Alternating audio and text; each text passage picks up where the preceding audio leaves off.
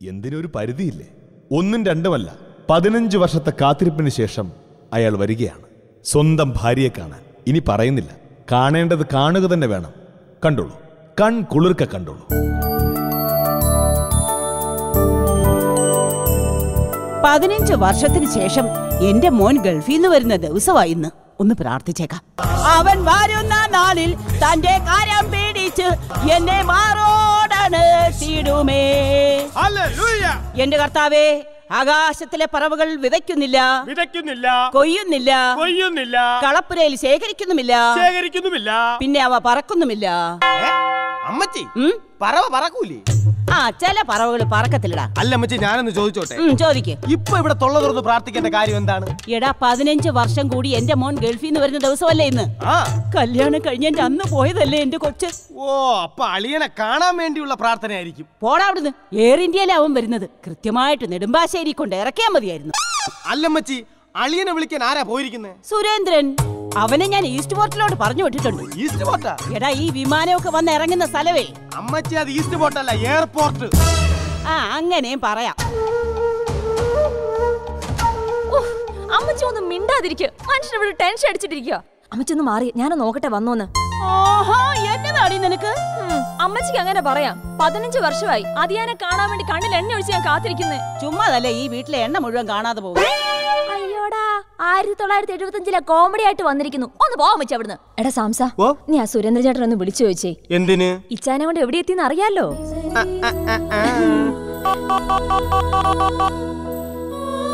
ചേച്ചി, ഈ ഫോണിൽ വിളിച്ചിട്ട് കിട്ടുന്നില്ല. പന്ന മൊബൈൽ എന്റെ പട്ടിക്ക് വേണം. അയ്യോ, എന്നതാണ് ഈ കാണിച്ചത്? എടാ, പൈസ ഇല്ലാത്ത സമയത്ത് 501 രൂപയുടെ മൊബൈൽ ഞാനല്ലേ നിനക്ക് വാങ്ങിച്ചത്? എനിക്കെന്തിനീ മൊബൈല്? അത് അളിയൻ കൊണ്ടുവരുമല്ലോ.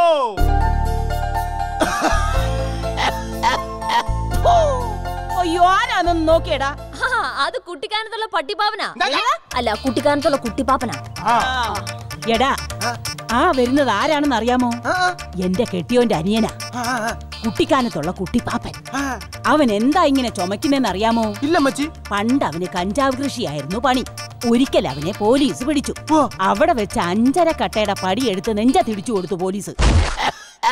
അതാ അവൻ ഇങ്ങനെ ചുമക്കുന്നേ. ഇന്ന് എന്റെ മോൻ ഗൾഫിൽ നിന്ന് വരുന്നെന്ന് അറിഞ്ഞോണ്ട് വന്നേക്കു. അപ്പ അന്ന പട്ടി.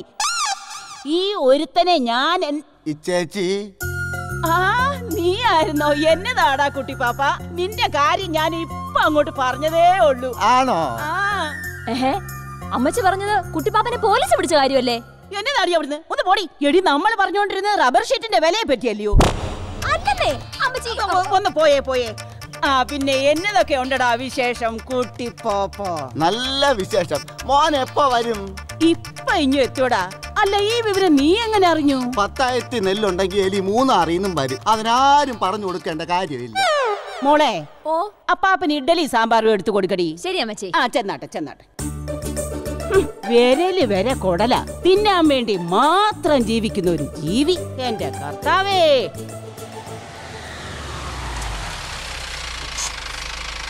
അളിയൻ വന്നേ.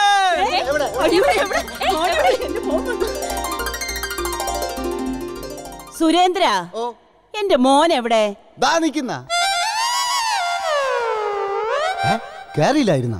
കൊള്ളാം. എടാ സുരേന്ദ്രൻ, നീ അളിയനെ വിളിക്കാനല്ലേ പോയത്? അതെ. എന്നിട്ട് അളിയനെ വിളിച്ചു, അളിയനെ കണ്ട്. അളിയൻ ബാഗെല്ലാം വണ്ടിക്കകത്ത് എടുത്തു വെച്ചു. ഞാൻ വണ്ടി എടുത്ത് ഇങ്ങ് വരികയും ചെയ്തു. അളിയൻ കേറിയില്ലായിരുന്ന? അത് എന്റെ അടുത്താണോ സുരേന്ദ്രൻ നീ ചോദിക്കുന്നത്? പിന്നെ എന്റെ അടുത്താ നീ ചോദിക്കണത്.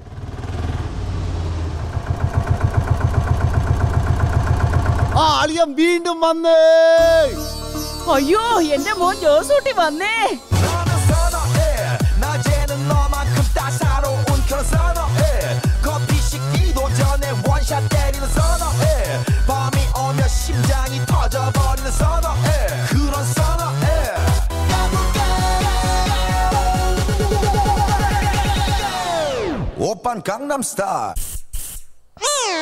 സുരേന്ദ്ര, ഇങ്ങ വന്നേ. എന്തളിയാ? അമ്മ, നീ എന്നെ വിളിക്കാൻ വന്നായിരുന്നു? വന്നായിരുന്നു. ബാഗ് എടുത്ത് വെച്ചായിരുന്നു? അകത്ത് വെച്ചായിരുന്നു. എന്നെ അതിനകത്ത് കയറ്റായിരുന്നോ? അത് കയറ്റിയില്ല. അതിനാണ് അടി. മേലിൽ ഏരിയ കണ്ടുപിടുത്ത്. എന്റെ ചക്കലമുത്തേ. ജോസൂട്ടിയേ. എന്തമ്മച്ചി? ഞാനിവിടെ നിപ്പോണ്ട്. കണ്ടമ്മച്ചി. എന്നെ വിളിച്ചായിരുന്നോ? ഇല്ലമ്മച്ചി. അയ്യോ അമ്മച്ചി, അമ്മച്ചി മക്കളെ അമ്മച്ചി. ഒരു മിനിറ്റ്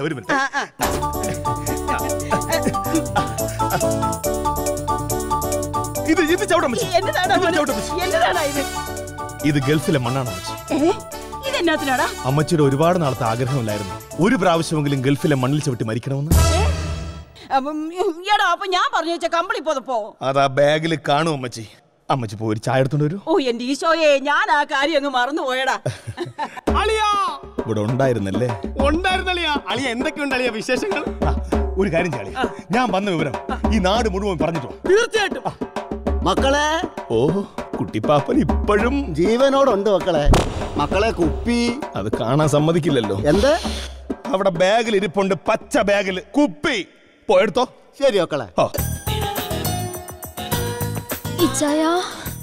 മുത്തേ, എന്റെ സ്വപ്നത്തിൻ താമര പൊയ്കയിൽ വന്നിറങ്ങിയ രൂപവതി നീല താമര മിഴികൾ എന്തമ്മച്ചി ചായ. അമ്മച്ചി ചായ കൊണ്ട് അകത്ത് വെച്ചിട്ട് കഴിക്കാൻ എന്തെങ്കിലും ഉണ്ടെങ്കിൽ എടുക്ക്. ശരി, 25 വർഷമായി എന്റെ ഭർത്താവ് മരിച്ചിട്ട്. മുത്തേ, എന്റെ സ്വപ്നത്തിൻ താമര പൊയ്കയിൽ വന്നിറങ്ങിയ രൂപവതി നീല താമര മിഴികൾ.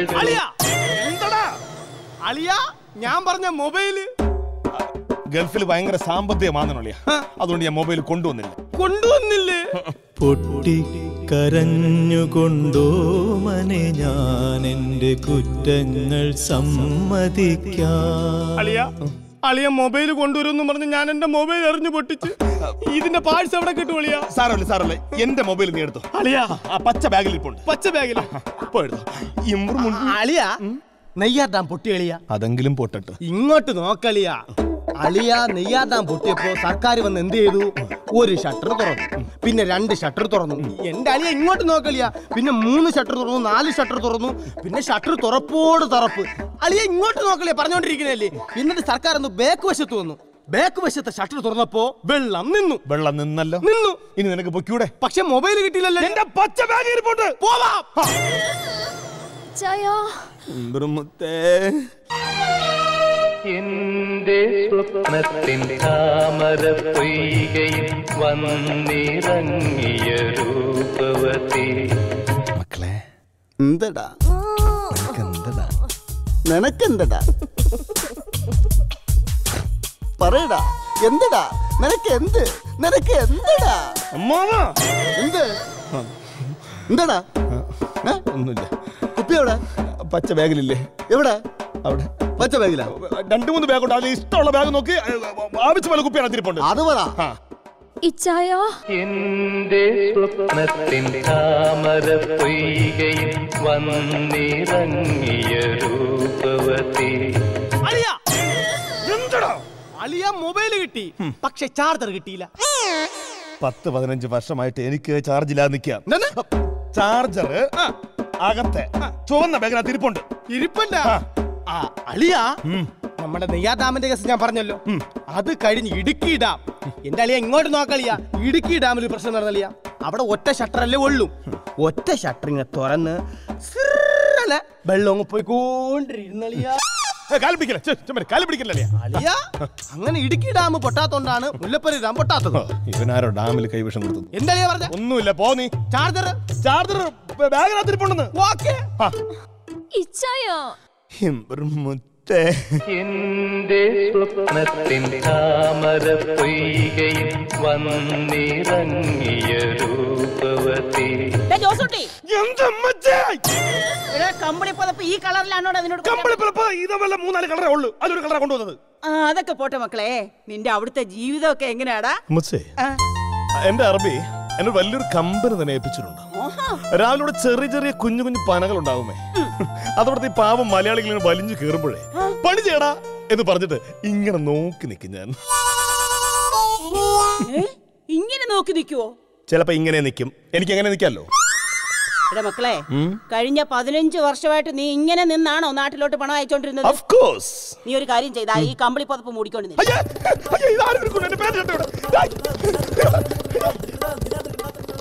ഇച്ചായോ എന്റെ സ്വപ്നത്തിൻ താമര പൊയ്കയിൽ വന്നിറങ്ങിയ രൂപവതി. എന്തടാ നീ വീണ്ടും വന്നു? നിന്നെ ഈ ഏരിയ കണ്ടു ഞാൻ പറഞ്ഞല്ലേ. പക്ഷെ വീണ്ടും വരേണ്ടി വന്നു. എന്ത്? ഫാക്സ്. നിനക്ക് ഇംഗ്ലീഷ് വായിക്കാൻ അറിയാം. Please come fast. മലയാളത്തിൽ വായിക്കും.